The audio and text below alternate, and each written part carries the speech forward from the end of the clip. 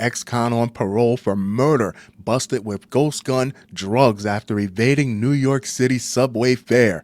New York City, the only city in the world where a bum will bite your sandwich while you're still holding it. You know, for these so-called tough guys, the ones that are always saying, I hate the cops, screw the cops are always messing with me. They seem to be the only ones that are always in a position that requires police presence, to be in police custody or some sort of law enforcement-based situation. I'm not saying don't commit crime, but if you're baking a cake, don't be mad when you get a cake. An ex-con on parole for a Delaware murder was busted with a loaded ghost gun and a slew of drugs when cops nabbed him for trying to slip through the emergency exit at a Bronx subway station during the Thursday evening rush. Authorities and sources said Jermaine Green, 42, of Mount Eaton, that's in the Bronx, was strolling, it's always the Bronx, was strolling into the Fordham Road 4 station through the emergency exit around 5:40 p.m. when officers stopped him. Cops said Green, who had 2 active arrest warrants on top of being on parole, was also found to be toting a 9mm polymer 80 ghost gun loaded with a dozen live rounds in his waistband.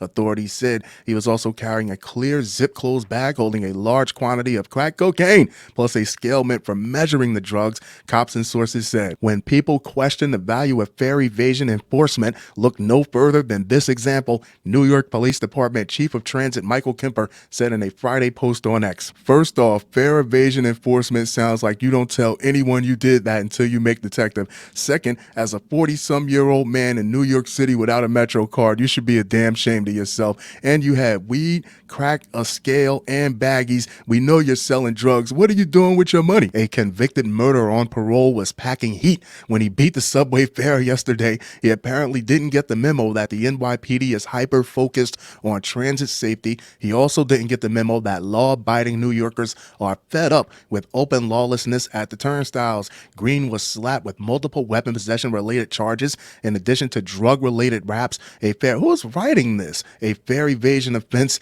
and criminal trespass. Cops said he has 5 prior arrests, including other drug-related busts, assault, and robbery. Cops and sources said he served 4.5 years behind bars beginning in February of 1999 on a Bronx robbery conviction. In August of 2003, he was released on parole, which expired in November of 2007, the records show. No further details were immediately known on the Delaware murder, for which sources say his parole will expire in April of 2026, or his active arrest warrants in the Big Apple. The arrest came days after the NYPD announced it would flood the subway system with 800 more cops to crack down on fare evaders, with the department claiming the initiative stops violent crime. Read the room. Even if you didn't watch the news or listen to the news or hear it from someone else, you didn't see 20, 30, 40 more officers in the subway than you normally would that day. I mean, look at it. He got the baggies and everything. Fisher Price, my first distribution kit. We've been vocal. The public's been vocal. Kemper wrote Friday, subway safety begins at the turnstiles,